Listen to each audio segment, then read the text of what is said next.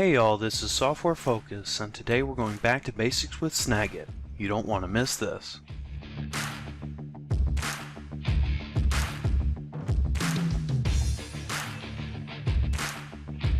Today's episode will be focused on the Callout tool used within the Snagit editor.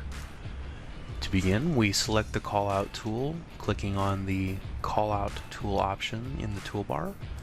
Selecting on it will turn blue, indicating that it is selected. In the Quick Styles pane on the right, you will see various pre-made designs of callouts. We got some square balloons, arrows, boxes with colored outline, and a more traditional speech balloon. We can click on any one of these as a starter. It'll turn blue, indicating that it's selected. Then pull your mouse back over to the workspace, click and drag to draw the shape, and it will allow you to begin typing with a flashing cursor.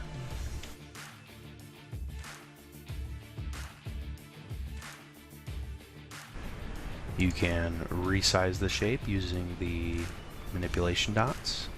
You can rotate it using the green dot. You can also change where the pointer is located by grabbing this yellow diamond.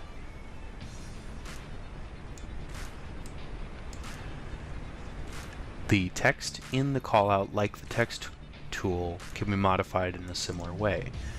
By double-clicking on the text and selecting it, you then get the control bar that allows you to change the color of the font, the font type,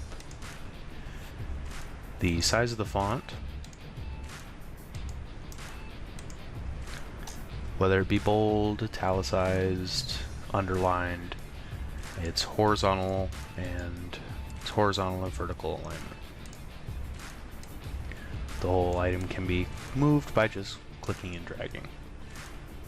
If you want a more customized option, you can start by selecting one to begin with on the right side. Select the color. You can determine the specific shape. There's more than just the pre-made ones here. We have cloud bubbles, more fancy designed arrows, double arrows, impact. You can design where the shadow is going to be, so maybe coming from the center. You can choose the font here and the color of the font. Adjust the font size and the outline size here. And under the advanced options, you get again the bold, italicized, underlined, horizontal and vertical alignment. You can adjust the opacity, so how visible the callout is. You can adjust the padding, so how much space is in the shape around the text. And you can adjust shading, so it'll shade inside. We'll see that here in a second. So I have my general settings. Go back over here, click and drag.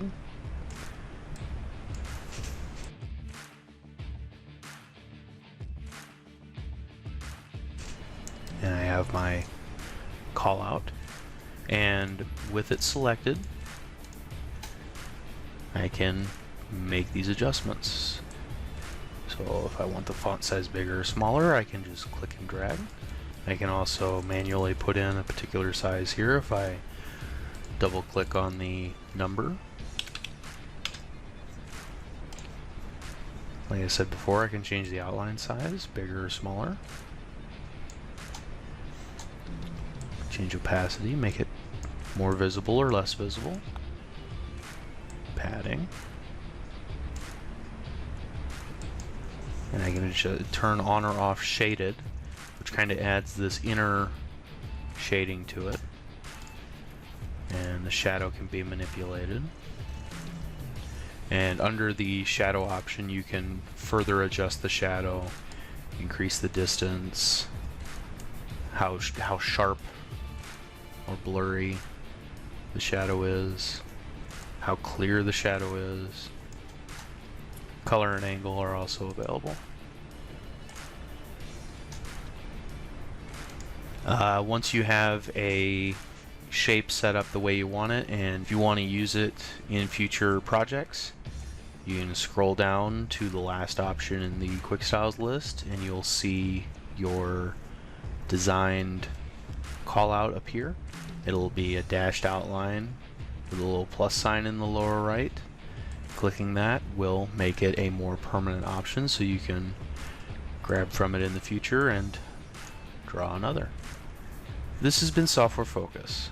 If you like this video, hit that like button, or click subscribe to join the channel for future videos. If you have any feedback or ideas for future videos, please leave a comment down below. Keep focusing!